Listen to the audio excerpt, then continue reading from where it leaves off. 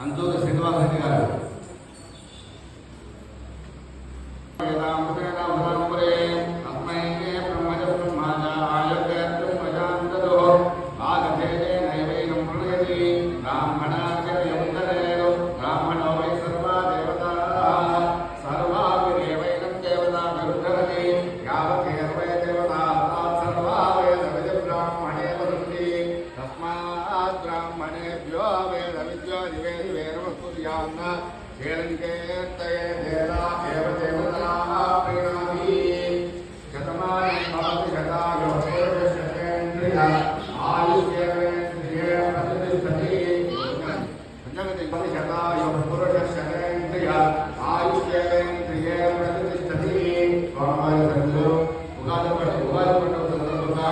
మరి స్వామివారికి సన్నిధిలో